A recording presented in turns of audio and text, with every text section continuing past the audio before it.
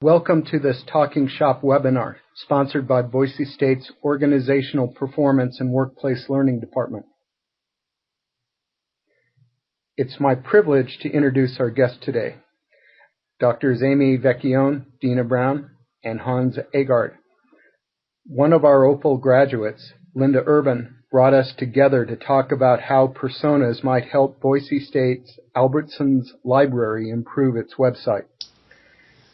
Much of the work we draw upon in the Advanced Instructional Design course comes from folks in software development, especially from people that draw on the user experience literature to create websites that let people do valued things. Our presenters today are doing just that. During their time with us, Amy, Deana, and Hans will address the following topics. They'll describe the reasons why their team is using personas in addition to prototyping and usability testing. They'll share their work in progress and the team's lessons learned, and they'll answer your questions. We're delighted to have you with us today. The title of this is Personas at Albertsons Library, Avoiding Click Here Instruction. And first I'll introduce myself, and then I'll let Deana and Hans say a little bit about who they are. I am a library leader for digital access to resources. I'm the Digital Access Librarian, which is a complicated title. So just think of me as digital library person. I'm a dog owner. I have a beagle mix, and we go hiking a lot. I have a wild toddler who keeps me very busy, and we spend a lot of time hiking in the high desert. Hey, my name is Deana Brown, and I've been working in libraries since 2004. I just started here at Boise State in February, and I am the liaison to the psychology and philosophy departments. My undergraduate degree is in fine art, so I'm very interested in UX issues because I get to flex my design background a little bit when I do that. I also have 2 dogs and enjoy the Beatles. I'm not opposed to Elvis, but I feel like it's one of those divisive issues with people. And pirates, definitely not ninjas. So my name is Hans Aagard. I'm an instructional designer for the Boise State Albertsons Library. I've been here about 2 years. I've worked in training for about 2 years. I started when I was an undergraduate doing software training for the faculty and staff at my undergrad institution. I'm a media nut, movies, TV, music, all sorts of things like that. And right now I am nearing the end of a long PhD process at Purdue University in Indiana, and I'm hoping to graduate in December, although I have to knock on wood when I say that. So I'm going to start a little bit here by telling you some of the library website journey, why we came up with personas in the first place. If you're not familiar with libraries are pretty special. Our websites are special. They coordinate with over 300 different vendors. And so I wanted to start by showing you what our website looked like. It was pretty great when I first started working as a digital access librarian. This is what it looked like. It is a list of links, and this list of links with these categories at the top had essentially been the same categories and the same lists for years prior. I've used the Internet Archive Wayback Machine to track back how long these lists had been there, and they'd been there since the beginning of the library's website.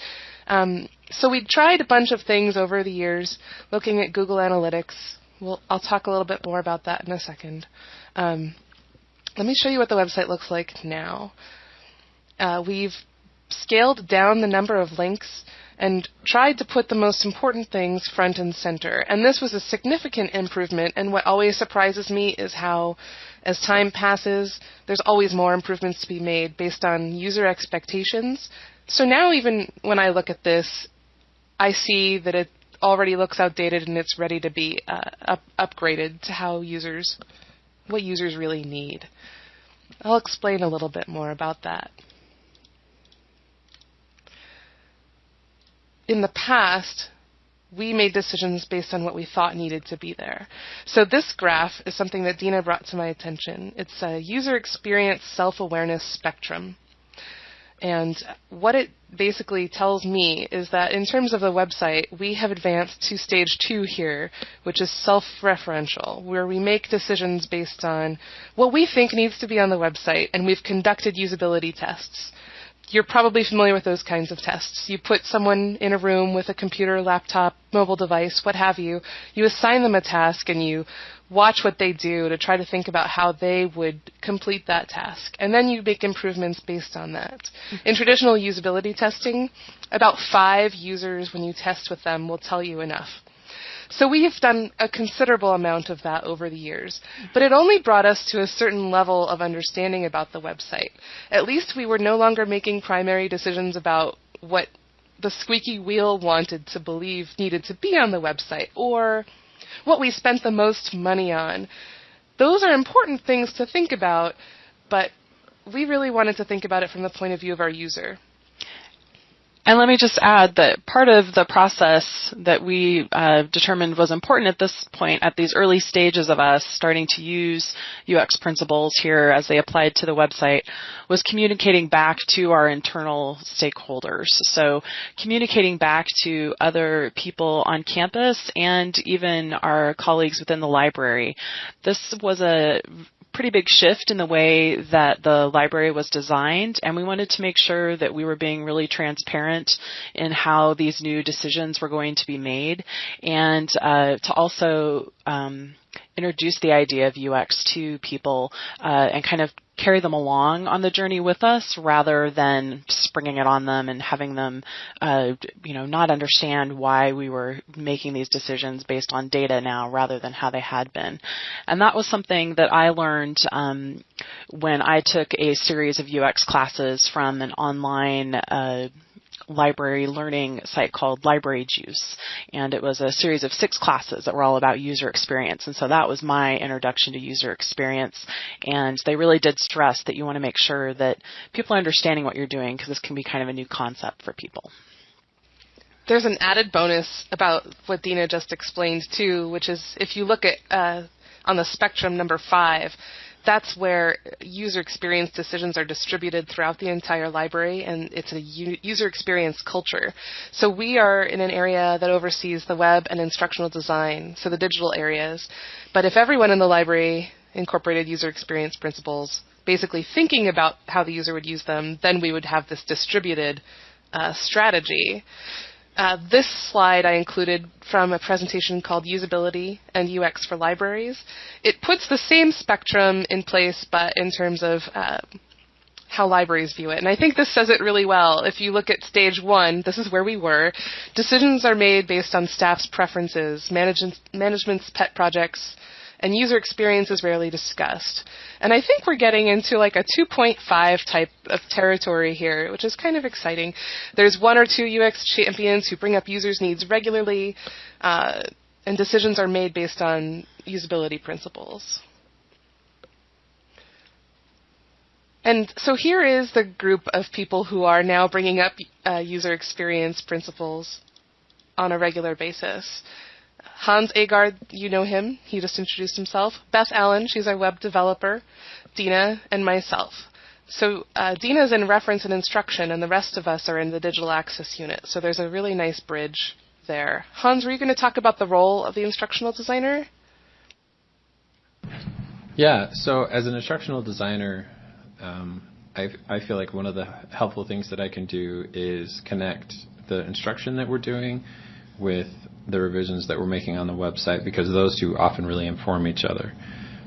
The changes that we make on the website, if we make things easier on the website, if we make it easier for students and faculty to do what they need to do, then we can reduce the instruction of the website itself. So we don't have to teach how to use the website, where to click. We can teach some of the other skills that are harder, things like information literacy, how to distinguish good articles from bad articles, how to brainstorm, how to put together a good search. And so, go ahead. And as an instructor on the team, I definitely appreciate that shift of, rather than teaching people where to click, helping them develop their own critical thinking skills. And that's something actually, and Amy may touch on this later, that this summer we're actually in a position where we're able to, there's sort of been a gradual shift of the instruction. Initially it was like, here's the website, and then Last year it was a little more, here's the website and here's some other skills, and we're hoping this year to actually move all the web stuff out of the face-to-face classroom in videos and then use that precious face-to-face time for these other skills. And so that's been kind of, if the website's in better shape and if it's easier for people to use, then it's easier to not feel like we have to teach the website in class and we can focus on other stuff. So that's kind of been my role. I'm really excited about this because I have been hoping to get to this point for a while, and I'm just so thrilled that this is where we are. But here's how we got there, because this doesn't happen overnight. We started by looking at the data. We used a libqual. That's what we call the main library comparison survey. It's kind of a horrible survey. You may have taken it. You may take it this fall when it goes out. It's long and it doesn't tell us a lot. I'll show you the data we get from it. I use Google Analytics a great deal, the facts and figures from Boise State, and the Aagard study of undergraduate students from EDUCAUSE. If you're not familiar with that, it has a lot of useful data in there. This is what Google Analytics user behavior looks like. I'm not sure that you'll understand this. I'll try to explain a little bit. It's telling me here that most of our incoming traffic comes from the United States, some from Germany, United Kingdom, etc. And of that group of people, they start on the library's website, on our starting pages, primarily the index page. That's the large green one at the top. And then there's some other pages that get some hits, but nothing like the library's index page. And then if you see that red line off to the right, it says that it's, the majority. Drop-off in Google Analytics means that somebody left the website. So here's the trick about that. If you look at the library's website, anytime they click on a database link, that counts as a drop-off. I don't have control over those 300 different vendors. So I had a real problem. I couldn't actually ascertain where users were going through the website. If you think about it like Amazon, they can watch everything that you do, and they send cookies all over the place. So they can track. If you've looked at a tube of toothpaste on another website, they know that you were at Target's website. I don't have that information. And this is another view from Google Analytics. You can see those peaks are the weekdays and the valleys are the weekends. That little tiny hump is spring break, and you can see June and the summer starting over here. This is another view of looking at Google Analytics. What we did here was we tracked how everybody clicks on, we put a little tag on every piece of the website to track how users were clicking on which database, so that we now know the majority of our users, this is what we know now, when they're looking at our tabs, the majority of them may be going to databases, articles tab, articles search. We don't need to get into the details here. I'm just trying to show you we now know how people are clicking around the website.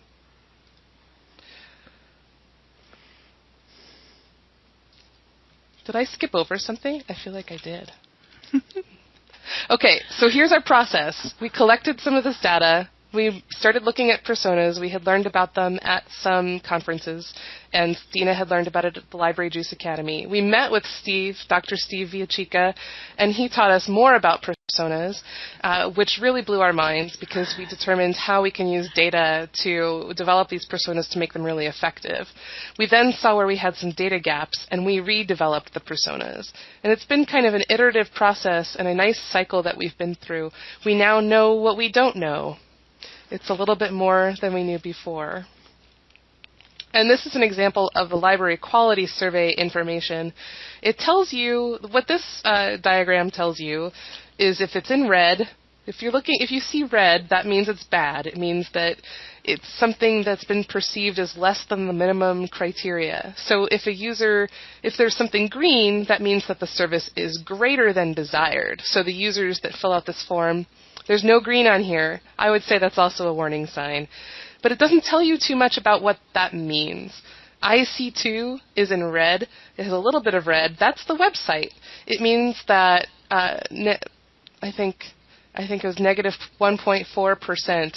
Here it is. A library website enabling me to locate information on my own. That was one of the only red items on the LibQual survey telling me that it was not working as desired. But we also have the Aagard data saying that the number 3 most important thing on the campus is access to library resources, and 30% of those users said that the library website was very important. So that's what we had before we started using personas. Deana, do you want to talk about this part, the facts and figures? Yeah, so in trying to go in and fill in some of those data gaps, we had the Google Analytics is fantastic for telling us what people are actually doing on the website, but a good chunk of developing personas is actually figuring out who the people are that are using the website. So to just start with some really basic information, we started to gather data about who's here at Boise State. And the facts and figures information that's available from Boise State was a great place to get started. It tells us the highest enrollment in different programs, ages of typical students, if they're from here, from out of state, out of the country. So we were able to start kind of pulling some information out of the facts and figures table to start developing our personas. So once we finished looking at that, we kind of combined the facts and figures into a table, and this is what we were looking at when we wanted to start pulling out people. And as you can see, the greatest number of students on campus are undergraduates, so we knew that we definitely wanted to focus on that segment to make sure that our services were most useful for them. And this is where we kind of came back to one of the things that Steve said when we were talking to him, was the idea of connecting the data with the facts and figures that we had from the university, and bringing those two together really felt to us that these were becoming real people. And rather than being self-referential and just kind of going off of our gut of who we thought was here, we could actually point to these different pieces of data and say, no, this is actually based on this information that we gathered. And it really helped us to feel empowered in talking about our personas with other people, because we could point to data to back that up. And also incorporating that data into the persona pages themselves, which we'll show you in a second. That way, when stakeholders, people outside of our work group are looking at it, they have easy access to that data and can go click to it directly if it's something that's available online, was really important. Can I chime in for a sec? Definitely. One of the things that I noticed, or that I started thinking about when we were spending a lot of time on the website, is why would we have a whole team focus just on the website? Is it that important? Why are we moving stuff around? And the truth is, part of this is we've had a shift. We have a lot more people looking at the website than we have coming into the library. And so part of this process is sort of iterating and shifting and saying, okay, well, the data indicates more people are looking at this stuff online.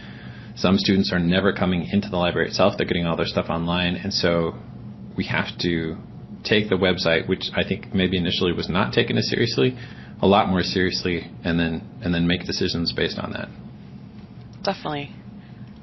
Which leads me into my next slide, which was us deciding what tasks these users would be doing. And in us sitting down as a group and brainstorming what sorts of things these people would be doing when they came to the website, we realized that almost every user that comes to the library's website at some point is going to be looking for an article. And rather than, since this was our first go at applying personas to the website, we decided to focus on one task that was going to have the greatest impact, rather than finding different tasks for each persona to be completing. So we decided to go with finding an article in one of the library's databases. Can I jump in real quick? Yeah. I want to say that through the data, we were able to ascertain what the library is traditionally known for is books, right? Everyone thinks that's our brand. They think books, libraries. In reality, from evaluating this data, we were able to learn that it's only that people search for books in the first 4 weeks of the semester. And my hypothesis, I have not proven this to be true, but I would guess that those individuals are looking for textbooks. And we also now know, based on the data that we've collected, that the majority of our users are undergraduates, like a significant majority of undergraduates are who are using the library's website. And so we have a lot more information to gather about how our other primary users, like yourselves, graduate students, faculty members, how you're locating information. That's something that we have a lot to focus on. Mm-hmm. So we have our data, and we have an idea of who these people are going to be. The next thing we wanted to make sure is that we were actually thinking like our users as we were going through this task of trying to find an article in a database. And that can be really hard, especially if it's a task that you have done a million times over, and it's something that's really easy for you to do and something you're really familiar with. It's hard to take a couple steps back and come at it from a completely different perspective. So one of the things, here a few of the tips that we had were pretend like you're acting. Pretend you are someone else as you're going through and doing this task. Having pictures that related to your personas really helped make them real. We even had the idea of having a party where we taped their pictures onto chairs and sat around and introduced them as if they were friends of ours to other people on the team. I know personally, keeping in mind that this is an iterative process and that there is no final, yes, we are done, was really helpful because personas have evolved through this process for us, which we aren't even done with. So as we have gathered more data and as we have worked as a group, we have certainly been fine-tuning our personas. So I found that kind of not being so hard on myself and feeling like I have to really nail it right off the bat helped me have that space to develop it and become more familiar with the persona as I moved through there. Also, the fact that you're even thinking about having personas and using them means that you're already leaps and bounds ahead of a good chunk of people, and you're already trying to think like your user. So we started in these team meetings where we were discussing website issues, asking the question of, what would Lucy do, who's one of our personas that we'll show you here in a second, and how would this person approach this problem that we're talking about? And that has really helped inform our process. We literally tape the personas up on the wall and have them on the tables when we're talking about making decisions. Mm-hmm. So we had what we felt was this naively really simple task of finding an article in a database. Well, as we started to discuss how our different personas would go through this process, we realized this was a very complicated task. And Hans was awesome and found this tool on the left and developed this flow chart that can show just how complicated this task is. So it is not by any means a linear process. Do you want to talk a little bit about the flow chart, Hans? Yeah, so in terms of instructional design, you might think about this as like a task analysis, and thinking about the steps as having knowledge, skills, and attitudes. So some of those we took the task, and one of the goals that I feel like I have as an instructional designer is to try and translate the librarian's view or the librarian's understanding of the website, which is an expert understanding of the website, to novices who do not have that understanding, who don't really know what databases are, may not care what databases are, when databases are like a source of contention among librarians and they argue about which one's the best one. And so trying to take what they perceived as a simple task and then trying to break it down and say, okay, well, they're going to need to do this. And even before they can do this, they're going to need to know this, or are going to need to be able to explain this, so that if they can explain this concept, then they're going to know that they need to go here, and so on. And once we started doing that, once we started tinkering around with this, and I shared it with a group and they gave their input, it was kind of helpful to see, here's each step, here's how we maybe need to teach these steps, or here's where they're running into problems, and here's potential ways to short-circuit that and make it easier for them.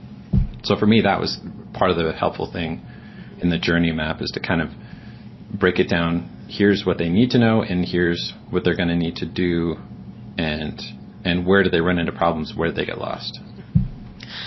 And so that makes me think of one of the things that Steve said in the talk that we had with him, was that you make sure you're designing for your exemplary users, but that you have aid along the way for those that are maybe have a lower level of understanding of the concepts or technology.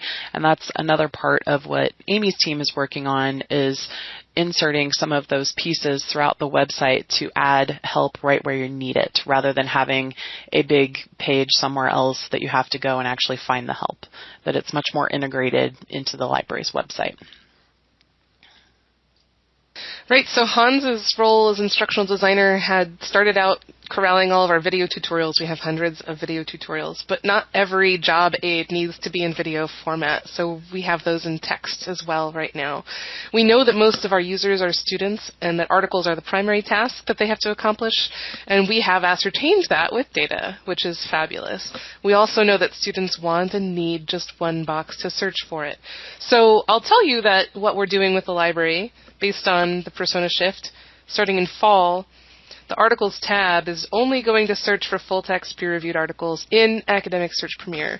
And that's partly because that's what they're requiring in the undergraduate level courses. That's what the library assignment is. But it's also because that's what most people need anyway. And there's an obvious correlation there. It's what the instructors are asking for. We're going to try to match the instruction with the site, and that is going to help meet exactly what the students need. Like I said, they only need books sometimes, just in the first 4 weeks of school for the most part. We're also cleaning up the left navigation bar, which is not as intuitive. And every time we touch a site, we're eliminating a lot of the stuff that doesn't need to be there. There's a lot of pages in there that just simply were created at one point. It goes back to that self-referential thing where people thought there needed to be a website or a web page on X, Y, or Z process, when in reality, our users didn't need that to complete their job tasks. What do they need to complete their job? That's our focus. And in terms of future persona development, we know that there is an increasing need with accessibility issues to try to meet those needs on campus. It's about 11% of the general population has some kind of accessibility issue. So we're going to create a persona that is an individual that has an accessibility need. We need to hold some faculty focus groups and learn more about how faculty are using the website and finding articles, and then collecting more data to back up what we're saying. I think now what we're going to do is introduce to you the personas so that you can see them. We're going to introduce them to you as our friends, our comrades, and we're going to have you suggest input and feedback on them as well. Deana, you're first. We're going to start off with some undergraduate personas because, like we've said, that's the largest population that's accessing information on the library's website. So this is Sean Searchbox Coombs, and one of the things that we did when creating the personas was give them a real name but also incorporate some wording that really synthesizes who they are and how we will help think about who they are and how they're interacting with the website. So that's what the search box is. He's all about the search box. It's the thing that's front and center on the library's website currently when you go there, and that's his go-to spot. So you can see that we've incorporated some of the data here. We like to come up with quotes for them. Again, helps make them feel more real and putting it in a tone that we think this person would be using to talk about the site. Next, we've got Lucy on campus DIY Shaw. So one of the things that we've been finding as we've been looking through literature is that there's a good segment of the population of students that wants to be able to figure these things out for themselves. So that's where the do-it-yourself comes in, or do-it-yourself with a little bit of help from us. So this goes back to incorporating some of those help aids throughout the website. This would definitely be helping Lucy because she's a self-starter. She wants to be able to do it on her own. She's okay with getting help from people from time to time, but really doesn't want to probably have to engage with the librarians if she doesn't have to.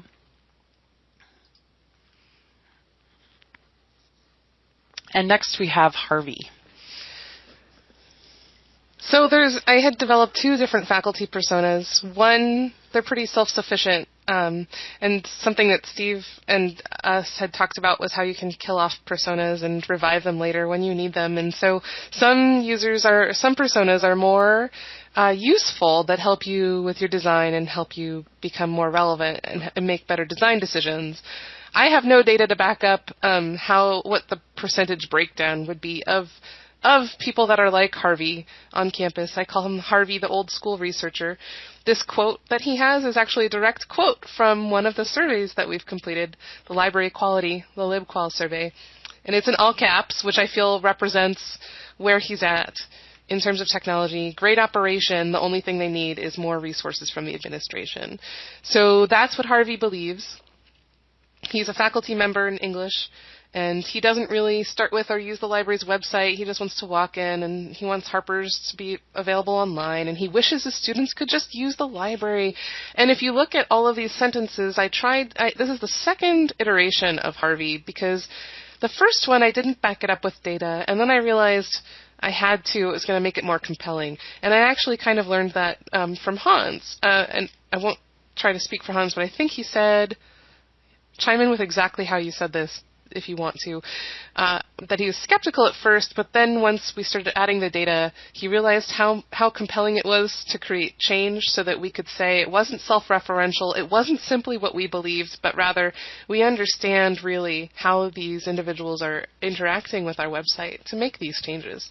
So if you look, his scenario elements, the tasks that he needs to complete his daily work, those are cited and backed up by actual survey data that we have completed. And though I don't have an IRB for a lot of the data that we have compiled, I can tell you a little bit about some of the things that we've learned, and we're planning on getting an IRB so that we can more broadly share what we have learned. So, Harvey just wants the students to understand how to use the library better. And that does feed back into the undergraduate students and their experience. And Sally, Hans, will you share Sally with us? Sure. So this is Sally, professional grad.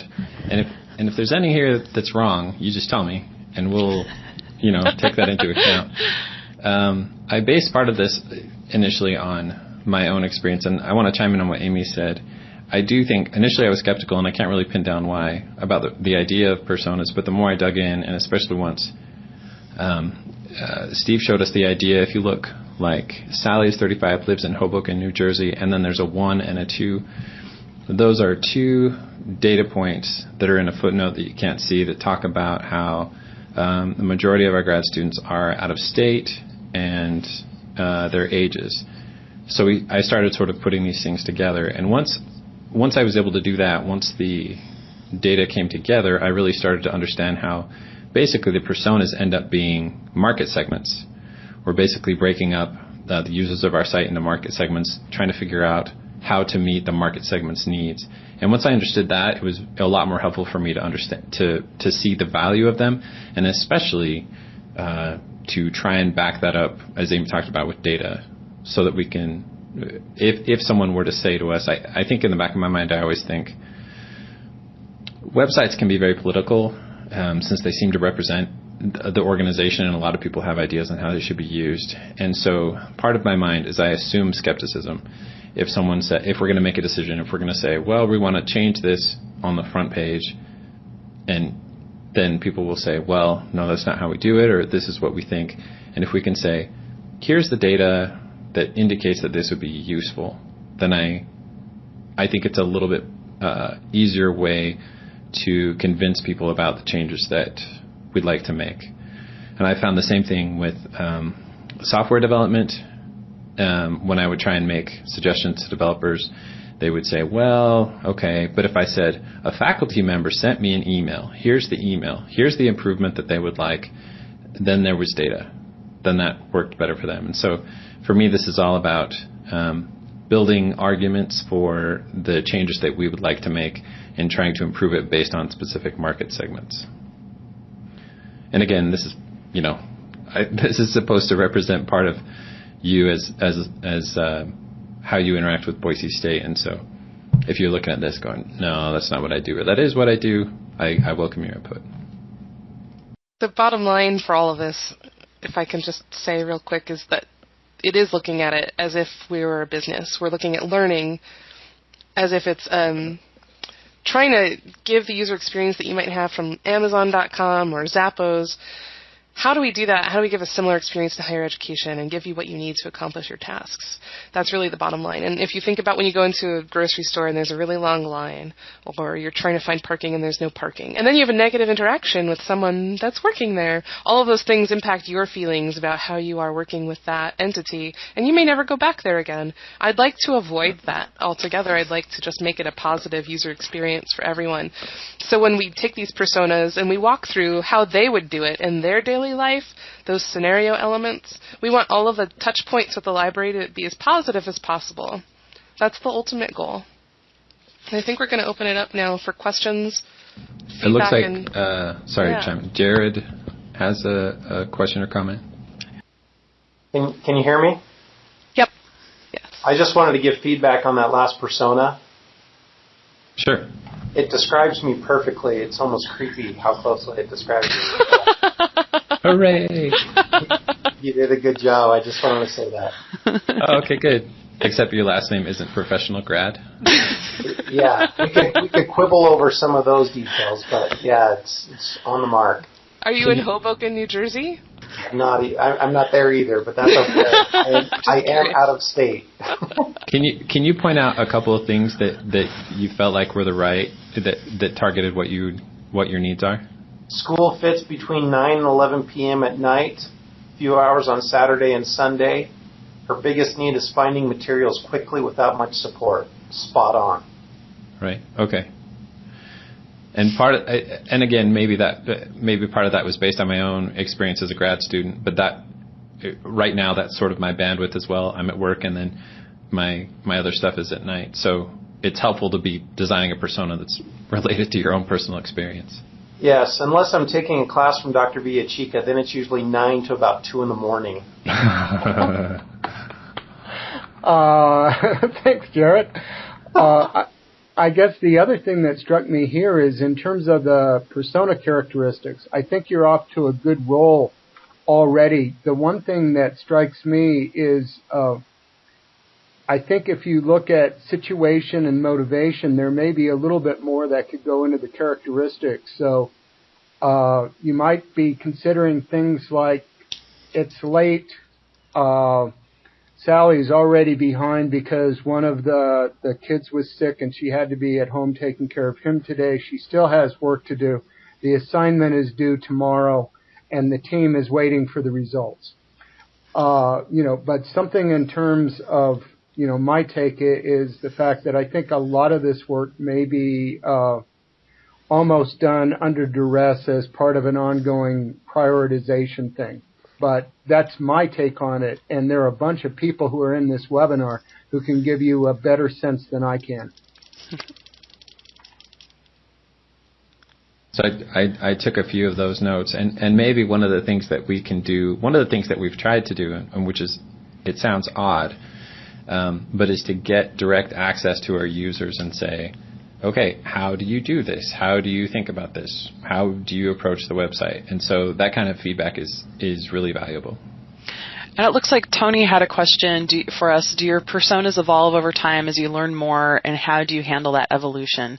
They definitely evolve, and basically we don't hold ourselves to what we've put down first and end there. As we are going through this process, because it's definitely a process and we're in the middle of it, we're learning more about these personas and having them up at the meetings when we are talking about specific website elements. It will have an aha moment and realize, oh, wait a minute, what we're talking about here relates directly to how Sean uses the website. So I should go either gather more data, or I can add some more narrative to his persona that'll enrich that for other people that might be using it.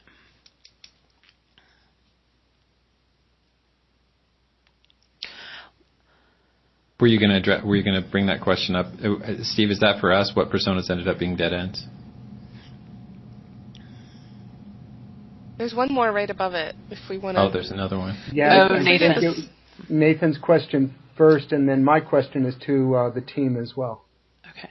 When you completed the scenario elements, and those are Those are the tasks. That's how I would think of them. That's how what we've been calling them. What process did we go through regarding what to include and what to exclude from the data?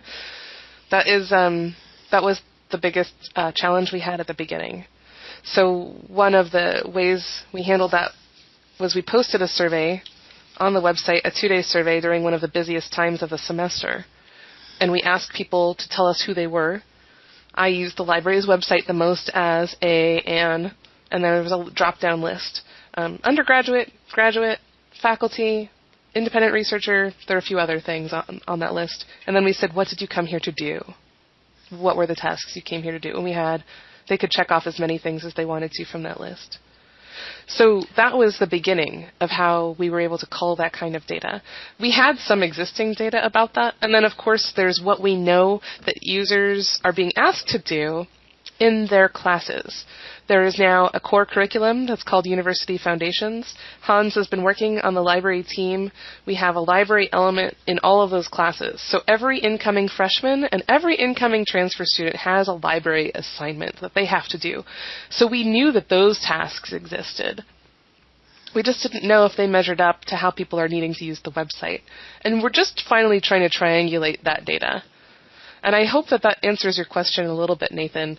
I can't share the exact data with you all at this time, but we're going to continue to gather that data. I plan on every semester having two-day surveys like that so that we can see how tasks change over time. And what's interesting about it is that it really self-selected. You might assume there would be a smattering of different kinds of things that individuals are trying to accomplish on our website. In reality, finding an article became the central task that everyone was trying to accomplish. Does that answer? Does anyone else have something to add to that? Because we have other things. Well, and Amy, if memory serves, that short survey that we did do on the website, did that come about because we did see that there was a gap in some of the data that we had initially, and so we knew that we needed to gather some more data to beef up our personas. So that kind of went back to that iterative process of where we had started to create personas, realized we maybe didn't have quite as much information as we wanted. We came up with a way that we could quickly gather some of that information and then applied it back to the personas we already had. Right. So if you look at, I think on here, if it's cited, if the task is cited, if the scenario element is cited, it is something we had gathered data on with either since we started or up until now. And if it doesn't, it's something that we have ascertained from our experience that is definitely way more squishy. It's definitely requesting a print book is what I think is a scenario element. Putting things on reserve is what I think. But it's definitely, neither one of those is the majority of what they need to do. I don't have any data to back those up. So that's why they're listed down below. Okay. And some teams that are creating personas are using footnotes not just to document data sources, but if they've made a working assumption, they'll use a footnote to indicate that, saying, this is our best guess at this time, and we're proceeding on the basis of this. And what's nice about that approach is if you are making assumptions, it's good to get them out so that the team is clear on what they're assuming, but also when you take the personas to other people for review and input, that they know where you're stretching and they're able to either validate that assumption or help you get data to validate it, or they reject it. But it's a good idea to make those assumptions manifest. So we've got a couple other things, Steve, before we get to the question that you asked. I saw that, I think it was Sherry had her flag up for a while. I don't know if she had a question. Thank you. Mm-hmm. So first, I'm really pleased to see how carefully you are tying the personas to data and how much you're really spending time looking at that. Because one of the things that I found, and I have a lot of experience in creating personas and so forth, one of the things I found is sometimes what happens is that people get carried away with the character and the story of the persona, and that having the data there really pulls them back to what is true about that person. Mm-hmm. So I was really pleased to see that. The other thing I wanted to mention, this is something that I've found over time that I do more than I did when I first started. And that is that I don't always create personas who are nice, because not all people are nice. So, for example, I have in one of my persona sets, I have the guy I call the saboteur. And he's out there. He does not like what I'm doing. And he's out there, it brings like kind of the change management idea into, So I just wanted to mention that. And then one other thing that I sometimes do is that when I'm looking at my tasks, I am sort of, for each of the personas, I'm careful to kind of look at what that person already kind of knows how to do pretty well, and what that person doesn't know how to do. And that helps with, when you start to tie what you were mentioning from Dr. Villachica, which is the, there's one person, there's one set of people who's like the exemplary learner, and there's others that aren't quite there. And so that allows you to kind of separate the feedback that you're giving that person that's not there, and then also really zone in on the tasks that that person doesn't know how to do versus what they do. So anyway, there's just my 2 cents there. I want to. Great job. Looks really great. That's great. Thank you, Sherry. Thanks. I think of Sean as that person he's not really a saboteur exactly, but I think he's pretty skeptical of all of the things in the library. That's how I think of him. I think of him as kind of being a little jerky myself as well. But then I know that Harvey, I don't say this in here, but I know that Harvey hates all that digital stuff. Like, I just know that that's something he doesn't like. Well, I think it's also interesting when you said that, I started thinking about our own staff in the library also use the website a lot, and I don't know that we've created a persona that reflects them. And I thought about when you talked about change management, one of the goals that one of the things that we have to work through with making changes on the website is how does this affect the people in the library who are basically the people that have to okay those decisions, and so trying to think through those as well. So if they need to access things on the website, how do we help make sure that we're keeping them as personas as well? So the lesson learned here is that it's not necessarily just about users and personas, but perhaps personas that can help you better understand other stakeholders. Yes. That will be able to, that are part of determining whether or not you've delivered a success story. Right, exactly. And I think also along those lines, one of the things that was a surprise is when you talk about stakeholders, faculty tend to be very powerful influencers on a campus. And when we have so much data that says undergrads are really the people that are using the website the most, customizing it based to them versus based on the faculty is a big shift. And it's one that we do have to take into account. Well, the faculty are still stakeholders, and they have a certain kind of stake, and we need to keep that in mind. And especially because a lot of those scenarios, the reason why students are our largest population using the site is because their faculty members are directing them to it.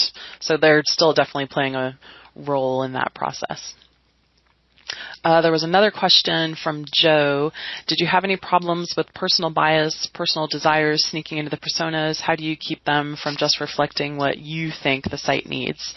I can speak to that really briefly, that I think that this is where the data comes in again, and to constantly be asking yourself, what would this person be doing? What would Harvey be doing in this scenario? What would Lucy be doing in this scenario? It's not about what Deana would be doing in this scenario. It's about what they would be doing. And so really kind of moving that thought process to the front of your mind rather than having it in the back makes sure that you're constantly keeping them in your heart and in your mind rather than just going with what your gut is saying. Well, and I think what you're doing here in terms of, saying, we created a persona for a busy grad student. What do you think? What's missing? I think there are different ways to take these personas out. And, it's almost akin to usability testing, but checking, what's on target, what isn't. And I think the more you make that process rigorous, where we have based these on data, we've minimized what we feel is artistic license, we've documented what we feel are assumptions so everybody can verify them or not, and we've tested them with people. The more this gets from, oh, and we added something about Harvey saying he likes dogs and carnival rides. Well, it's an interesting bit of trivia, but it doesn't really help you do anything with Harvey that, leads to a goal of, improving performance in ways that people value. Something that I didn't share, I'm looking for this document right now, but we kept a Google spreadsheet of every decision or idea that came up about the website. And we've been doing that for the last couple years. It's a Scrum type of thing.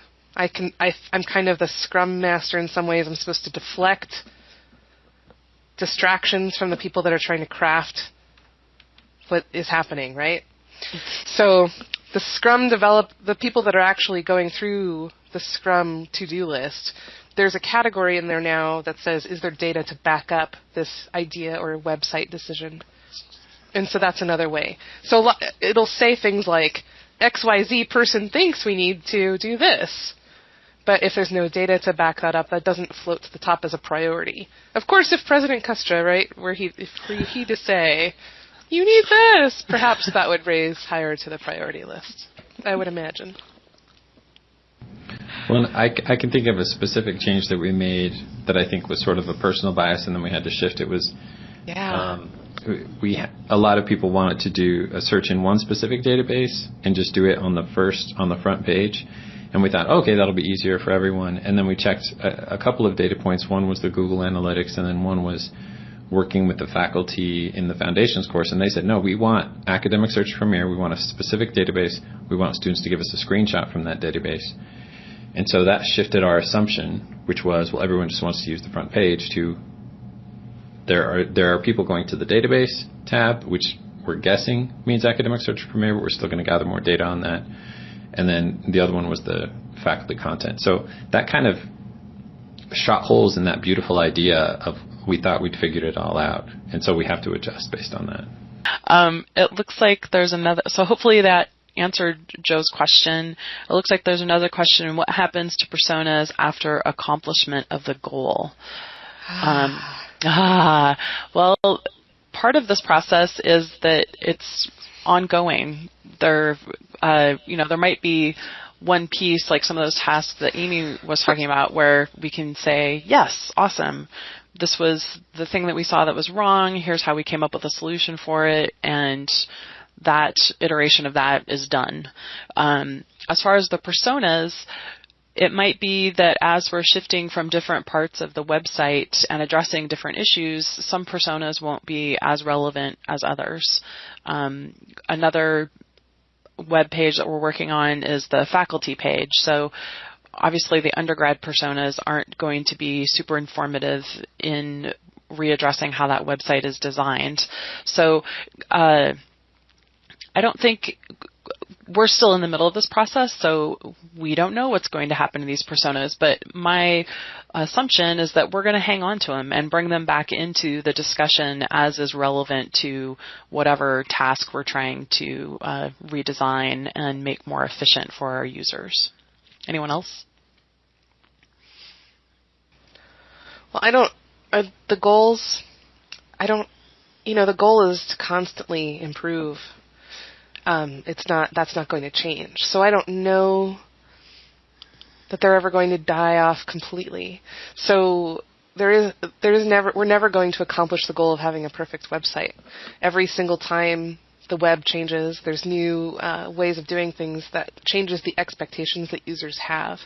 So I think that for the ones that we're not using, they're going to stay in the file box, and the ones that we need, we keep them alive, and they keep meeting with us until we don't need them to improve it anymore. And it's already pretty obvious to me which ones are useful and which ones are not. Mm-hmm. And we've got another question. Will the personas age and graduate and new personas enroll each year in order to stay on target with evolution? I think that'd be hilarious to have a little graduation ceremony. I don't know that we will necessarily have them graduate per se, but they might evolve, certainly as we're seeing things change with the student population as far as how they're interacting with the website, and as technology develops. I imagine that those two things are going to inform each other. But we could make little cap and gowns that we can stick on them for when they do graduate. I can tell you that when I first started teaching here in 2009, the undergraduates in my library research class, the predominant user group was non-traditional, returning. I guess I call them returning students. Other people say they're non-traditional. But it was the majority of the class were these returning students that had already gone on and had lives and were coming back to finish their undergraduate degree. And also, the majority of the class, there would be one or two people that had some kind of smartphone device like an iPod Touch or something like that.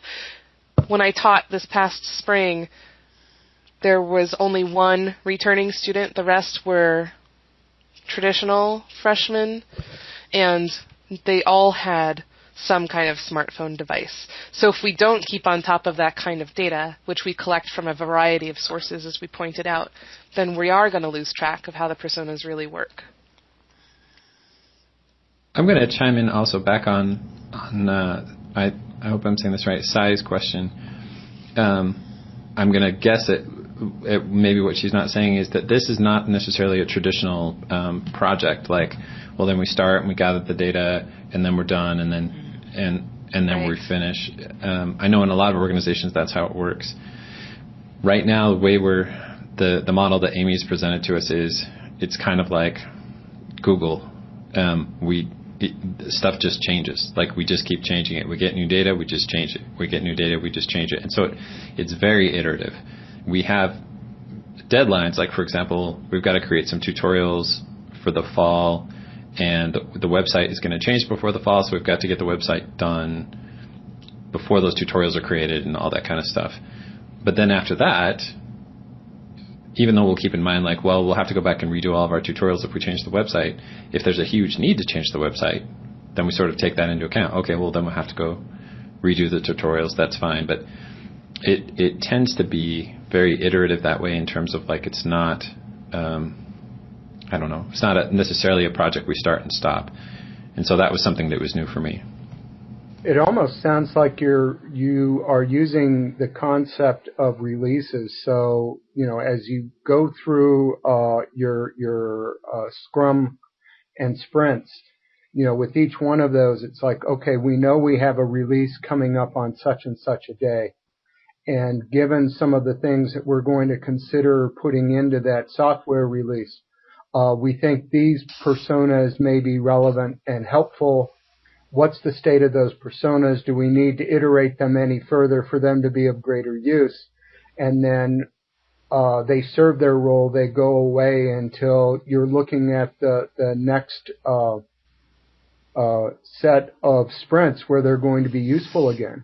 Did I get that right? You did. And the greatest part about working with your professor is that he has so much experience that these things that we're just kind of grappling with and we don't have the terms for, it has been able to identify these as concepts to me, and that's exactly how we've been doing it. It's we're trying to meet the needs of essentially knowledge broker workers out in the field, and they look at lots of websites all day long, and we are competing with all of those websites, and all of those websites are using Scrum and Agile to do iterative changes, and we have to keep up as well. So we do these sprints based on changes, based on how the world changes all around us. If I were to put up a static website and, like, there it is, everyone work with it, we would see people departing in droves. I think there was one more question. They can be used again with new learning context. Hans and Deana, what do you guys think about that? I think so. I think that goes back to the idea of filing personas away rather than killing them, perhaps. Because I think that filing them away, pulling them back out, and kind of refreshing them, I think, is what we can do. There might come a point where we do need to just completely scrap all the personas we have and start over. the good news is that if we do decide we need to do that, we've already done this once, and so hopefully it'll be an even better process and our personas will be even stronger because we've already gone through and designed some once already. But I think that, yeah, it is definitely contextual. Harvey isn't really going to be helping us a whole lot with deciding what we're going to do to serve our undergraduate students. A little bit, but not nearly as much as some of the undergraduate personas would. Well, and another thing I'd chime in, I agree with what Deana said. I think there are some growth edges that become more obvious, like, for example, what Amy said about mobile phones. As we've seen just even in the past 5 years, the huge number of mobile phones start, then okay, well, that's an edge we have to look at. And whatever things come up, it may be that there are more subtle things, but it may be that there are really obvious things. Like every single freshman is going to have to take a course where they find an academic article. That's new data we're going to have to take into account. And so I think that's one of the things that we have a little flag that'll come up that'll say, here are some things we need to go re-examine, and then that's how we'll change the personas. But we'll keep them around. Mm-hmm. And with that, we've come to the end of our time, and I'd like to thank Amy and Deana and Hans for sharing their expertise with us. We've recorded this webinar, and we'll be posting it to the Boise State OPWL Department website soon. And this concludes our webinar today. Thanks for having us. Thanks everyone for joining us. And thanks for your questions. They're really good. Yeah, really useful. Thank you. Thanks. Bye, all. See ya.